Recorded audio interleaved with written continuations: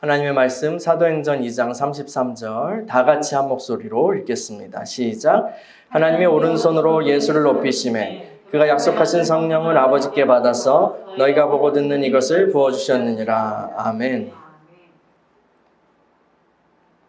하나님, 오늘도 주의 말씀 앞에 섭니다. 주의 음성 들려주시고 주의 마음 알게 하시고 주님께서 주신 은혜를 풍성히 받게 하여 주시옵소서. 하나님, 들을 귀를 허락하여 주시며 우리의 믿음 더하여 주셔서 믿음으로 주님의 진리를 붙잡고 그 실상을 누리게 하여 주시옵소서. 말씀을 전하는 종을 붙잡아 주시고 큰 확신과 성령과 능력으로 이 말씀을 선포하게 하여 주시옵소서. 예수님의 이름으로 기도합니다. 아멘. 그날은 오순절이었습니다. 오순절이요. 마가의 다락방에 모인 120명의 제자들은 예수 그리스도, 예수님의 약속을 믿고 간절히 기도하고 있었습니다. 갑자기 급하고 강한 바람 소리가 들려왔습니다. 그리고 불의 혀처럼 갈라지는 것이 각 사람 위에 하나씩 임하였습니다. 그리고 그들은, 그 120명의 사람들은 열방의 여러 언어들로 하나님의 큰 일을 선포하고 또 찬양하였습니다. 그 시간에 예루살렘에는 이제 디아스포라 유대인이죠. 각자 다른 나라에서 살다가 명절을 지키러 온 유대인들이 많이 있었습니다. 그들은 이 소란을 보고 어디서 사람들이 대낮부터 술에 취해가지고 난동을 부리는 거야 라고 생각했습니다. 그런데 잘 들어보니까 자기가 사는 그런 지역의 언어가 들리는 거예요. 그리고 그 언어로 하나님을 찬양하고 하나님의 큰일을 선포하는 게 들리는 거예요. 그래서 이게 무슨 일이야? 무슨 일이야? 하면서 신기하기도 하였습니다. 그때에 예수 그리스도의 제자 사도 베드로가 일어나 말하기 시작했습니다. 그는 자기들이 낮술을 먹고 취한 것이 아닙니다 라고 말합니다. 여러분, 옛적의 요엘 선지자는 말세에 내가 내 영을 모든 육체에 부어주리니 너의 자녀들은 예언할 것이요 너의 젊은이들은 환상을 보고 너의 늙은이들은 꿈을 꾸리라고 말했습니다. 지금 여러분이 보고 듣는 이것이 바로 이 하나님의 예언이 성취된 것입니다. 베드로는 계속해서 다윗의 시편을 인용합니다. 여러분, 또한 다윗은 내 영혼을 음부에 버리지 아니하시며 주의 거룩한 자로 썩음을 당하지 않게 하실 것임이라 라고 노래했습니다. 그런데 여러분, 다윗은 이미 죽어서 묘지에 있습니다. 이 말씀은 다윗에게 해당하는 것이 아니라 그의 자손 중 한 사람, 그의 약속된 자손에게 이루어질 예언인 것입니다. 그리고 그가 바로 예수 그리스도이십니다. 나사렛 예수 그리스도이십니다. 여러분은 그 예수님을 십자가에 못 박아 죽였죠. 그러나 하나님께서는 그분을 다시 살리셨습니다. 여기 있는 우리가 다 그 일의 증인입니다. 이어지는 베드로 사도의 말씀을 찾아서 읽어볼까요? 사도행전 2장 33절이에요. 같이 읽어봅시다. 시작. 하나님이 오른손으로 예수를 높이시매 그가 약속하신 성령을 아버지께 받아서 너희가 보고 듣는 이것을 부어주셨느니라. 아멘. 십자가에 못 박혀 죽으신 예수 그리스도를 아버지 하나님께서 살리셨습니다. 그것을 우리가 무엇이라 부르죠? 부활. 그리고 부활하신 예수 그리스도께서는 또한 하늘로 올라가셨습니다. 이 말씀에서 하나님의 오른손으로 예수를 높이심에라는 것은 부활과 또 승천을 가리키는 표현으로 볼 수 있습니다.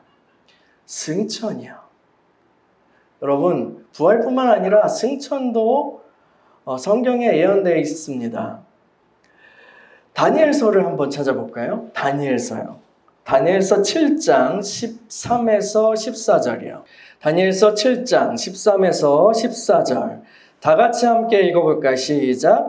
내가 또 밤 환상 중에 보니 인자 같은 이가 하늘 구름을 타고 와서 옛적부터 항상 계신 이에게 나아가 그 앞으로 인도되매 그에게 권세와 영광과 나라를 주고 모든 백성과 나라들과 다른 언어를 말하는 모든 자들이 그를 섬기게 하였으니 그의 권세는 소멸되지 아니하는 영원한 권세요 그의 나라는 멸망하지 아니할 것이니라. 아멘.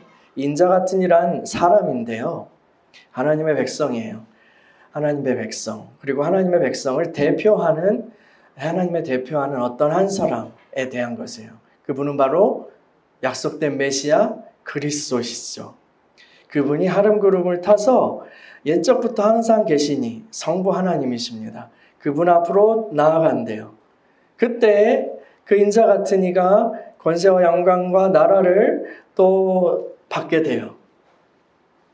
그리스도의 승천은요, 대관식과 같습니다. 왕의 대관식과 같습니다. 하나님 아버지께서는 그리스도를 왕으로 세우시고 하늘과 땅의 모든 권세를 주셨습니다. 그는 그 권세를 통해서 모든 만물을 새롭게 하실 것입니다. 근데요, 이것은 단지 미래형이 아닙니다. 이것은 단지 미래형이 아니에요. 하나님 나라의 일은요, 하나님 나라의 일은 그리스도의 승천 이후에 그냥 답보 상태에 있지 않습니다. 그냥 답보 상태에 그냥 멈춰 있는 것이 아니에요. 나 갔다 올게. 안녕, 잘 있어. 니들끼리 알아서 잘 살아봐. 하고 하나님의 나라의 일은 거기서 끝나고 주님은 편히 쉬러 하늘 보자 우편에 내 할 일은 다 했어 하고 올라가신 그런 것이 아니에요. 하나님의 나라는 승천 이후에 답보 상태에 있다가 장차 주님이 오실 그날에 다시 재개되어서 시작되어서 그때야 비로소 완성되는 그런 것이 아닙니다. 하나님의 나라의 일은 계속 진행되고 진행형이고 이미 시작되었어요. 지금도 진행형이에요. 어떻게 해요? 주님께서는 그분이 부르신 교회를 통해서 만물을 새롭게 하는 그 일을 계속 진행하시는 것입니다. 어떻게 그 일이 가능할까요? 그 교회에 성령을 부어주심으로 가능한 것입니다. 여러분, 성령님은 삼위일체 하나님의 세 번째 위격이십니다. 그분은 태초부터 계신 하나님이십니다. 구약시대, 구약성경을 보더라도 성령의 활동은 꾸준히 나타납니다. 그런데 십자가의 부활과 승천 이후 어떤 대전환이 일어나요. 대전환이요. 그리스도께서 아버지 하나님께 성령을 받아서 신자들에게 부어주시는 어떤 그런 권세를 받으신 거예요.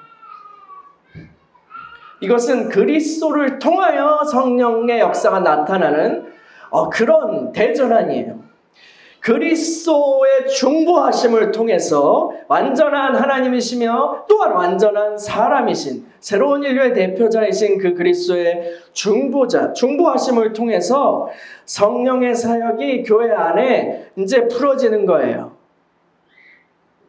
이거는 이전의 성령의 역사와는 완전히 다른 차원의 일이죠. 고린도전서 15장 45절을 한번 볼까요? 고린도전서 15장 45절이요.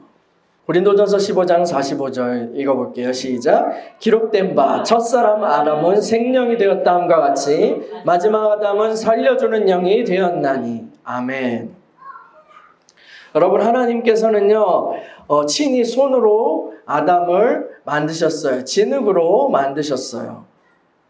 그리고 그 코에 그분의 숨을 불어넣으셨어요. 하고요.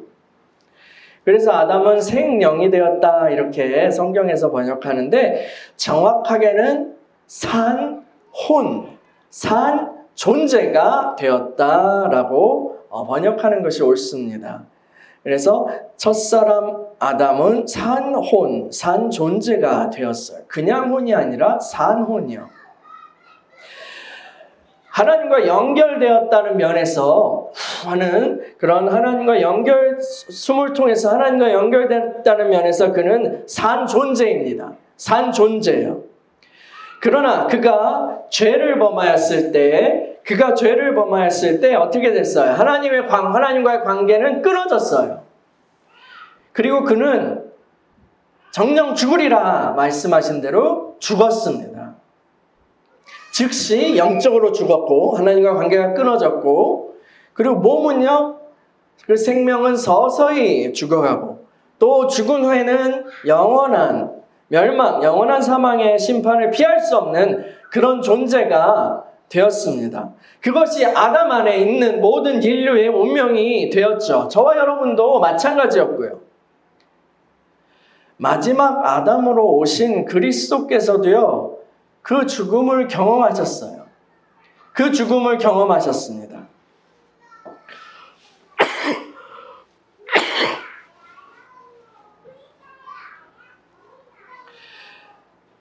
마지막 아담이신 그리스도께서도요, 그 죽음을 경험하셨어요. 그러나 그것은 그분의 죄로 인한 것이 아니라 아담 안에 있는 우리들의 죄로 인한 것이었죠.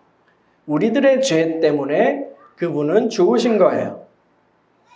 예수 그리스도께서는 죄가 없으셨고요, 의로 오셨어요. 그래서 하나님께서는 예수님을 죽은 자 가운데서 일으키셨습니다. 예수님을 죽은 자 가운데서 일으키셨어요. 이 성령, 그 죽은 자 가운데서 예수님을 일으키신 능력이 바로 성령의 능력이라고 이 신약성경 여러 곳에서 이야기를 합니다. 이 성령께서는 그리스도 안에서 살리시는 능력이 됐습니다. 살리시는 능력이 됐고, 그 능력은 그리스도에만 그치는 것이 아니라 그리스도만 살리신 것뿐만 아니라 이제 그리스도의 부활로 그 살리시는 일이 시작되는 거예요. 무슨 얘기인지 아시겠어요? 계속해서 살리시는 사역을 하는 거예요. 예수님을 믿고 그분과 연합한, 그분 안으로 들어간, 예수님을 믿고 그분 안에 있는 모든 이들은 그리스도를 살리신 그 영의 능력으로 이제 생명을 얻게 됩니다. 어려운가요? 어려워요. 그 생명은요, 그리스도를 살리시고 첫 열매이신 잠자는 자들에서 살아나신 첫 열매이신 그리스도를 먼저 살리시고, 또한 첫 열매라는 건 모든 그 이후에 모든 그와 함께 있는 모든 다른 수확이 있다는 거예요. 그게 저와 여러분이에요. 믿는 이들이에요. 계속해서 우리들을 이제 살리시고 계속해서 생명을 주시죠. 그 생명 우리를 살리고 우리의 생명을 주는 영이세요. 그 영은요, 살리는 영, 계속해서 생명을 공급하는 영입니다. 근데요, 이것을요, 우리의 영혼만 살린다라고 생각하시면 안 됩니다. 우리의 영은 거듭나요. 근데 그 이후 그것으로 끝나는 게 아니라 그게 시작이라고 그랬죠. 계속해서 살리는 영이신 그 주님께서는 우리 안에서 살리시는 일을 계속해서 해가시는 거예요. 우리의 마음과 생각과 감정과 의지를 살리시고, 또한 우리의 몸에 생명을 계속해서 공급하시는 거예요. 그게 성령께서 우리 안에서 행하시는 일입니다. 그리스도의 중보하심을 통해서 신자에게 행하시는 일이에요. 죽음조차도 우리를 지배할 수 없어요. 구속할 수 없어요. 왜요? 우리도 결국 어떻게 돼요? 우리의 몸도 결국은 부활하게 될 거예요. 다시 살게 될 거예요. 그리스도께서는 아버지로부터 성령을 받으셔서 교회 위에 부어주십니다. 사실 교회는요, 그분의 몸이에요. 머리가 주님이시고 그 몸이 교회예요. 교회는 그의 몸이기 때문에 머리 대신 주님이 그 받으신 것이 아버지로부터 성령을 받으신 것이 그냥 몸으로 흘러내리는 거예요. 그림이 상상되세요? 머리에 기름을 부으면 그게 머리를 거쳐서 몸에 흘러내리잖아요. 그렇죠. 시편 133편 1에서 3절을 볼까요? 시편 133편 1에서 3절 같이 읽어볼게요. 시작. 보라, 형제가 연합하여 동거함이 어찌 그리 선하고 아름다운고, 머리에 있는 보배로운 기름이 수염 곧 아론의 수염에 흘러서 그의 옷깃까지 내림 같고, 헐몬의 이슬이 시온의 산들에 내림 같도다. 거기서 여호와께서 목을 명령하셨나니 곧 영생이로다. 아멘. 이게 그리스도와 교회의 연합에 대해서 예표하고 있는 시입니다. 그래서 머리에 기름이 불어서 이렇게 옷깃까지 흘러내린 같이 머리 되시는 주님께 아버지께 성령을 부으신 그 성령이 이제 머리를 통하여서 그의 몸이신 교회까지 흘러내리는 거예요. 다윗의 후손이신 예수께서 온 땅과 하늘의 왕으로 기름 부음 받으셨어요. 온 땅과 하늘의 왕으로 기름 부음 받으셨어요. 그리고 그 기름 부음이 그분과 연합한, 믿음으로 그분과 연합한 우리들에게까지 흘러내리는 것입니다. 그러므로 우리는요, 그리스도 안에서요, 기름 부은 왕 같은 제사장이 되는 거예요. 그리스도 안에서 기름 부음 받은 왕 같은 제사장이 되는 거예요. 왜 우리가 왕 같은 제사장인지 이제 아시겠어요? 이 그리스도의 왕권은요, 모든 만물을 새롭게 하시는 능력입니다. 모든 만물을 새롭게요. 하나님의 통치로 새롭게 하시는 능력이에요. 그리고 그것은 살리는 영으로 역사합니다. 살리고 생명을 주는 거예요. 살리는 거예요. 이 살리는 영은요, 곧 구원하는 영입니다. 구원하는 영이요. 근데 아까도 얘기한 것처럼 성령님은 구원하시지라고 생각할 때, 이 성령님은 살리시지라고 생각할 때, 우리가 그냥 영혼 구원만 생각하면 안 돼요. 그냥 어떤 거듭남 그것만 생각하면 안 돼요. 성경에서 구원은요, 여러 차원, 여러 의미로, 여러 층위에서 쓰입니다. 구원이란 단어는요, 병을 고침을 사람들이 받았을 때 그것도 구원받았다고 그래요. 그리고 대적에게서 하나님의 능력으로 하나님이 함께 하심으로 승리했을 때 그것도 구원하셨다라고 해요. 또 귀신에 눌린 자들이 해방되었을 때도 그것을 구원이라고 합니다. 또한 물질적 어려움의 해결, 물질적으로 어려워서 죽게 되었는데 살리신 것도, 공급하심으로 살리신 것도, 그것도 구원이에요. 여러분, 그리스도 안에서 그래서 살리시는 성령의 역사는, 구원하신 성령의 역사는요, 여러분, 이 모든 범위에서 나타나는 거예요. 이 모든 층위에서 나타날 수 있는 거예요. 이 모든 범위에서 살리시는 역사로, 살리는 영으로 나타나는 거예요. 여러분, 그래서요, 우리의 기도의 모든 응답은 성령을 부어주시는 것으로 나타납니다. 응답은요, 성령을 부어주시는 것으로 나타나요. 그리고 그 살리시는 영이 우리의 삶 가운데 일하시면 모든 것이 해결됩니다. 모든 것이 해결됩니다. 묶인 것이 풀어지고 하나님의 선하심을 맛보아 알게 되는 거예요. 여러분, 마태복음 6장에서요, 주님은 우리들에게 말씀하셨어요. 구하라, 찾으라, 두드리라 라고 말씀하셨어요. 그러면 어떻게 된다고요? 열리게 될 거라고요.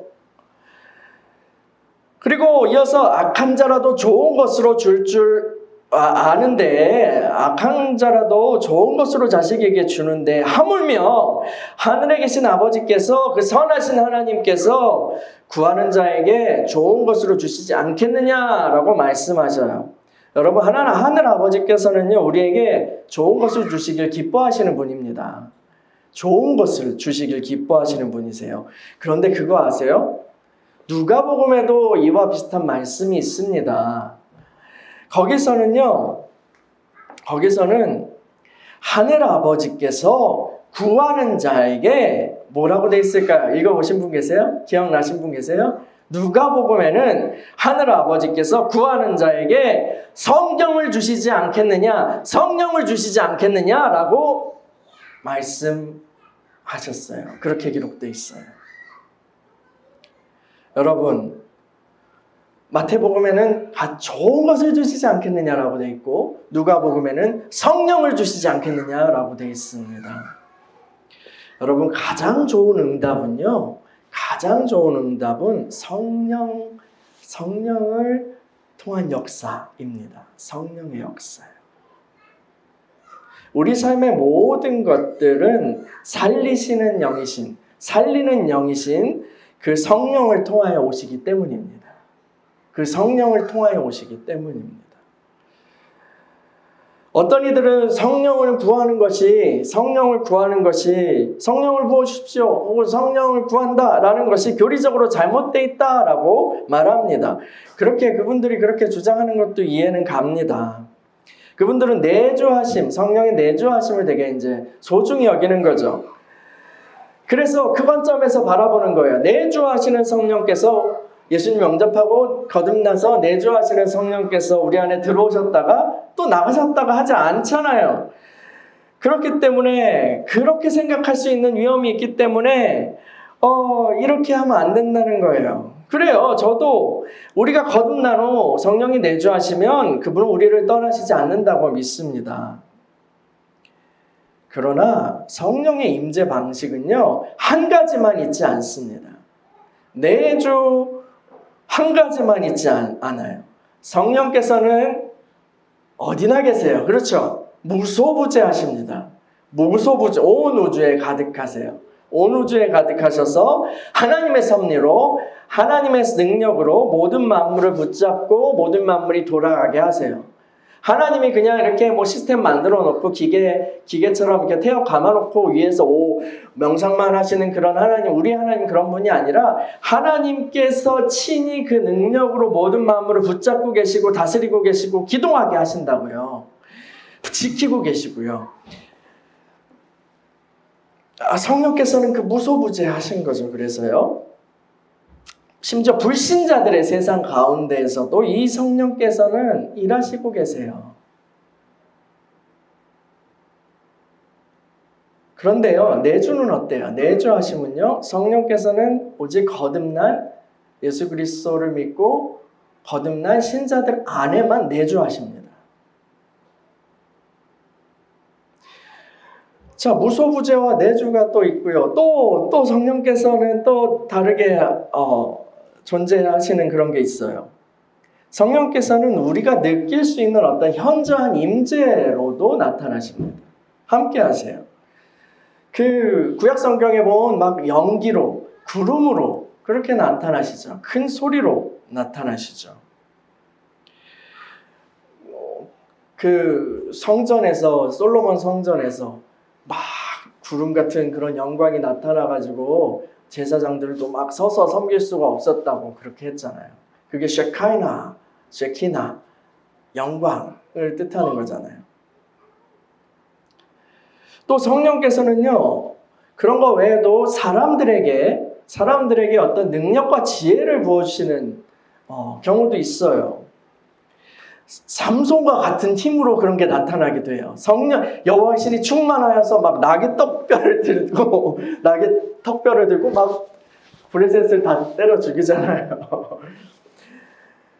그리고요, 여호수아와 같은 지도력으로 나타나고 지혜로 나타나고요. 또 성막을 만들었던 기술자들에게는 어떤 하나님의 지혜와 손의 기술과 이런 것에 스킬풀이라고 그러죠. 옛날 성경에 공교함이라고 그러는데 그런 어떤 손기술을 하나님이 만드신 의도를 따라서 그것을 잘 만들 수 있는 그런 능력으로도 나타나시고요. 이런 능력을 보여주시는 건 신약 시대에는 성령의 나타남으로 계속해서 이제 이어집니다. 또요, 이런 것도 있어요. 성령께서는요, 병을 고치는 능력으로 주님과 함께 하셨다. 주님께는 병을 고치는 능력이 함께 하셨다라고 그렇게 얘기를 해요. 예수님께 병을 고치는 능력이 그와 함께 하셨다라고 복음서에 그렇게 기록한다고요. 성령께서 함께 하신 거예요. 그 능력으로요. 그래서 그 능력을 지니시고 사역을 하신 거예요. 성령의 능력으로 예수님께서요. 근데 뭐 어떤 일이 있었어요. 혈루증 걸린 그 여인이 막 사람들을 뚫고 믿음으로 예수님의 옷자락을 딱 붙잡았어요. 예수님의 옷자락을 딱 붙잡았을 때 그 능력이 주님으로부터 흘러나와서 그 여인의 병을 고쳤어요. 그 여인의 병을 치료했어요. 그 여인을 온전케 했어요. 성령께서는 내주하심만이 성령의 임재 방식이 아니라는 그것을 이야기하기 위한 거예요, 지금. 그리고 또 어떤 성령께서는 또 어떻게 나타나셔요?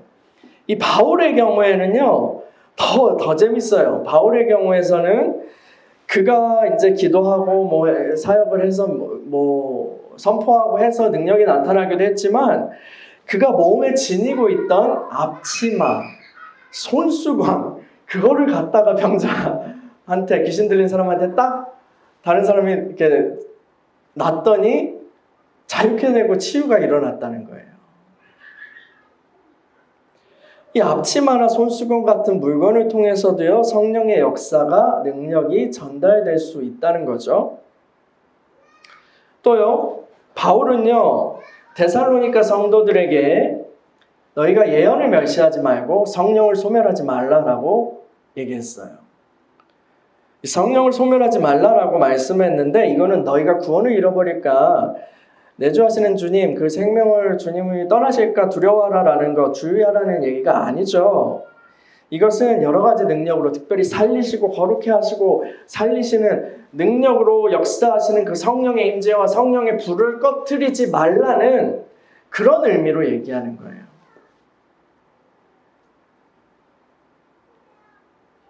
성령께서 여러 가지 존재 방식이 있어요. 그런데 한 가지 내주만 딱 생각하고 그 잣대로 모든 것을 생각하고 판단하고 하나님께 뭐 성령을 부어주십시오, 성령을 기름 부어주십시오 하는 건 오류다, 교리적 오류다라고 말하는 것은 이건 잘못된 거죠. 하나만 알고 둘은 모르는 거죠.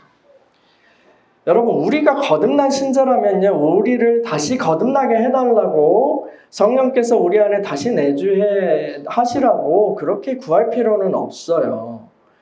그래서 우리는 세례를 한 번만 받아도 된다고 믿는 거잖아요. 그런데 살리는 영이신 성령께서 여러 가지 역사로, 그 다양한 역사로, 여러 층위에서 다양한 역사로 우리에게 충만하게 역사해달라고, 또 충만하게 임하여달라고 구할 수는 있습니다. 그리고 우리는 날마다 그 성령의 부어주심을, 성령의 역사하심을, 그 부어주심을 사모해야 합니다.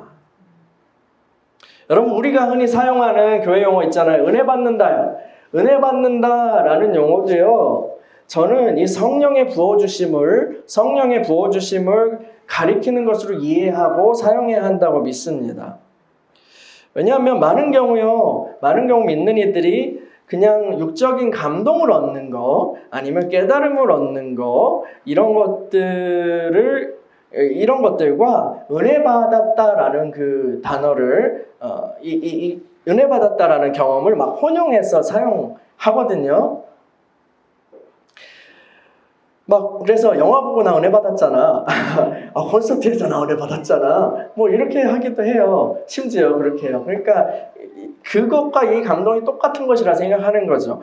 공연 예술의 체험과 성령의 역사는 근데 다른 것입니다.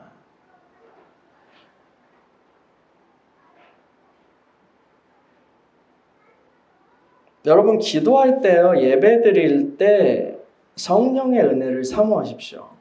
성령의 함께 하심을 전에 함께 이런 것들을 하십시오라고 얘기한 적 있었잖아요. 뿐만 아니라 성령의 부어주심을 사모하세요. 기도할 때, 또 예배 드릴 때. 성령의 부어주심을 사모하세요. 지금도 사모하세요. 말씀을 들을 때 그 말씀 안에 있는 주님을 공급받게 해달라고, 그 생명을 공급받게 해달라고, 그 능력으로 지금 나에게 역사해달라고 그렇게 사모하고 믿음으로 붙잡으세요. 하나님께서 지금 그런 분들에게 부어주실 것입니다. 공급해 주실 것입니다. 성경을 읽거나 묵상하고요, 또 공부할 때도요, 성령의 부어주심을 사모하세요. 성령의 부어주심을 사모하세요. 이 말씀을 통하여서, 또 정말 또 묵상을 통하여서 공부를 할 때도 주님의 지혜를, 정결한 지혜를 부어달라고, 정결한 지혜의 영이신 하나 성령을 공급해달라고. 이 성경을 읽으면서도 주님 사랑과 주님의 사랑의 주님을 내가 더 알게 해달라고, 공급해달라고. 하나님의 사랑이 우리 마음에 부은바 되었다고 그랬잖아요. 그 사랑이 계속해서 부은바 되어서 우리가 주님을 더 알게 해달라고. 그 주님 성령이 부어주심을 사모하자고요. 여러 층의 성령의 부어주심. 또 일상에서 여러분이 하나님께 순종하잖아요. 그럴 때도 성령의 부어주시는 은혜가 있습니다. 순종할 때요.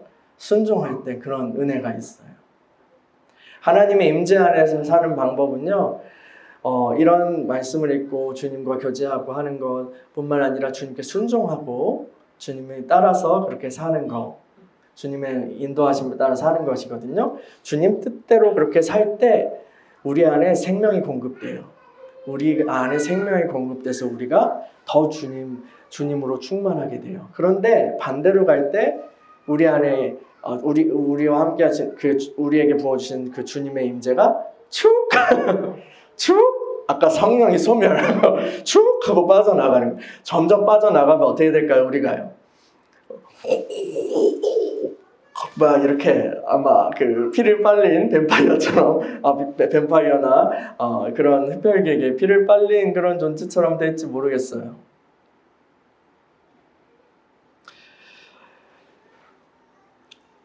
이렇게 성령의 부어주심을 사모한다라고 말할 때요, 사모하시라고 말할 때 막 격렬하게 불처럼 격렬한 것만 성령이라고 또 생각해서는 안 됩니다. 성령의 은혜는 불도 있지만 때로는 바람과 같이, 때로는 물과 같이, 때로는 빛과 같이 임합니다. 그 은혜들이 여러분에게 임해서 우리 안에 들어와서 여러분의 지금 필요한 은혜를 주님께서 공급하셔서 우리를 살리시고 우리를 새롭게 빚어가시는 거예요. 이건 실제적인 거예요. 실제적인 거예요. 여러분들 어떤 때는 막 어떤 그 주님에서 말씀을 막 읽고 싶을 때가 있을 거예요. 어떤 기간에는 성경을 공부하고 말씀을 막 달고 막 그럴 때가 있을 거예요. 그때는 그 말씀을 통한 성령이 은혜가 공급되는 거예요. 그 지혜와 지식이, 그 하나님을 경외하는 것들이 공급되는 거예요. 또 어떤 때는, 어떤 시기에는 여러분들은 부르짖어 기도하거나 아니면 기도하고 싶은 그런 기간이 있을 거예요. 그런 때에는 하나님께서 기도의 불을 주시는 거죠. 그렇게 기도하고 싶은 열망을 통해서, 야, 지금 내가 기도의 은혜를 줄 건데 너 기도해 라고 하시는 건데, 그때 기도하면 주님이 기도에 대한 어떤 은혜를 계속해서 공급해 주시고 나를 세워가시는 거예요. 또 어떤 때는 막 섬기고 막 교회 청소를 하거나 아니면 사람들에게 전도를 하거나 아니면 이런 막 믿음의 어떤 활동을 하고 싶을 때도 있어요. 그런 때는 하나님께서 그런 것을 통해서 우리에게 은혜를 주시고 우리 안에 뭔가를 채워가시는 거예요. 그런데 만약에 그 기간을 내가 놓친다. 그 기간을 딱 놓치면 그게 나중에 채우면 되겠지 하지만 그렇지 않습니다. 그때 하나님 준비하셨던 그것들이 있거든요. 그리고 내가 그 은혜 공급에 받을 때가 있어요. 그런데 그 기간이 한참 지났는데도 내가 안 해. 잘 알아채리지도 못하고 아니면 다른 게 바쁘고 다른 여러 가지 일에 막 바빠가지고 나중에 할게. 그냥 이렇게 대충 하면 되겠지 하고 하면은 그게 지나가는 거예요. 그러면 그 부분에 결핍이 생기죠. 그리고 나중에 한참 후에야 다시 이제 그 은혜를 공급받을 수 있는 기회를 얻게 되는 거예요. 이거는 단지 그냥 어떤 외부적인 것이 아니라 하나님이 나에게 은혜를 주시는 타이밍과 관련된 것입니다. 여러분, 그리고요, 아는 만큼 보인다는 말이 있어요. 아는 만큼 보인다는 말이 있습니다. 성령의 부어주심을 사모하고, 성령의 부어주심이 이렇게 여러 가지 차원에서 이렇게 우리에게 있다는 것을 알고 그것을 사모하면서 지금 신앙생활 예배드리고 또 일상에서 신의 믿음으로 살아가는 것과, 아니면 그걸 모르고 혹은 그것과 상관없이 겉으로만 그냥 모든 일을 행하는 것은 굉장한 차이가 있습니다. 그래서 알고 하면 더 많이 더 정확하게 주님과 주님의 은혜를 받을 수 있는 것이죠. 몰라도 주님 주시죠. 근데 이제 뭐 눈 감고 물을 따라서 마신다고 생각해 보세요. 아니면 입을 닫고 있다가 이렇게 누가 물을 떠준다고 생각해 보세요. 그러니까 입이 물에 들어가긴 하겠지만 넘치는 게 더 많을 거예요. 그렇죠? 비유가 적절한지 모르겠지만, 여러분, 이 천국은요, 하나님의 나라는요, 단절된 미래의 일이 아닙니다. 단절된 미래의 일이 아니에요. 천국은 이미 시작되었습니다. 그리스도께서요, 교회에 부어주신 살리는 영을 통해서 천국은 우리 안에서, 이 땅에서 실제화되어 갑니다. 실제화요. 하늘 보좌에 앉으신 그리스도께서는요, 아버지께로부터 성령을 받아서 계속해서 우리에게 부어주십니다. 그리고 그 영은 살리는 영이에요. 생명을 주는 영이에요. 끊임없이 생명을 공급하시고 살리는 역사를 이루어 가십니다.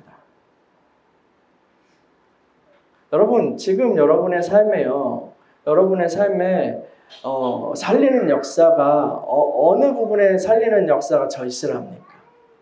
여러분 삶의 어떤 부분에 살리는 역사가 절실해요? 물론 모든 부분에 절실하겠지만, 근데 지금 정말 절실한 하나님 앞에 그 살리는 영의 역사하심을 갈망합니다라고 말할 수 있는 그 영역은 어디예요? 치유입니까? 아니면 나의 마음의 어떤 고통입니까? 아니면 나의 어떤 살림살이의 영역이에요? 아니면 어떤 다른 부분이에요? 관계의 영역이에요? 가정의 영역이에요? 나의 살림, 내 오랜 죄성과의 싸움에 대한 부분이에요?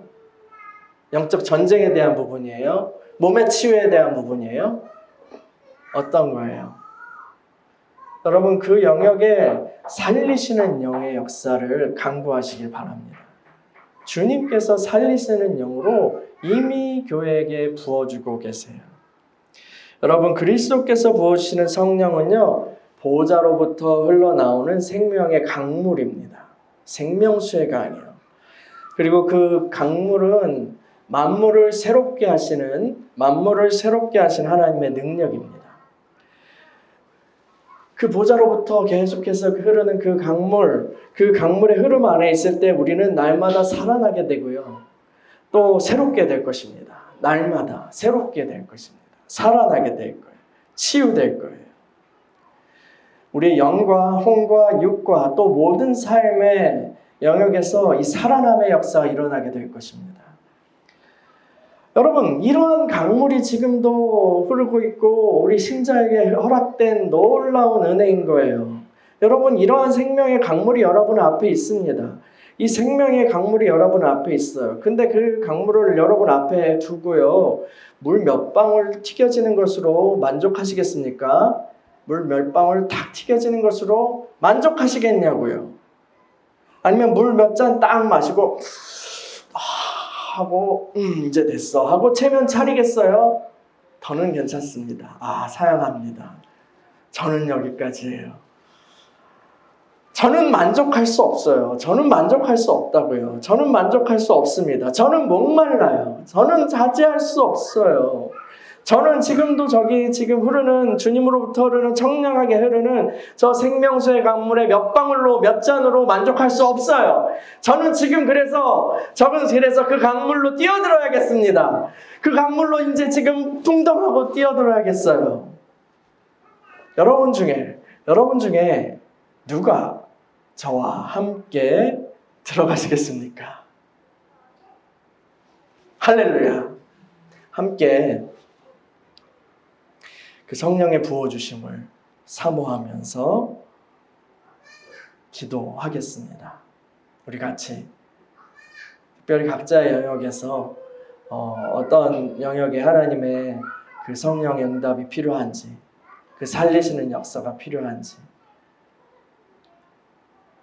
그것을 간구하고, 또 생명수의 강 앞에서요, 여러분 그 강물을 몇 방울로 몇 잔으로 만족할 것이 아니라 그 강물 안으로 내가 들어가기 원합니다. 그 한복판에서 그 강물을 먹고 마시고 누리고 내가 완전히 새롭게 되길 원합니다.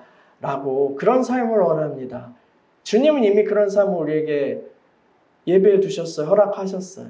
이제 우리가 원하면 돼요. 우리가 갈망하면 돼요. 갈망하는 자에게, 구하는 자에게 그것이 열릴 것입니다. 여러분, 그러한 마음, 그러한 갈망으로 주님 앞에 기도했으면 좋겠어요. 또 우리 교회 가운데 그러한 하나님의 부어주시는 역사가 충만하게 해달라고 같이 기도했으면 좋겠습니다. 같이 함께 기도하겠습니다.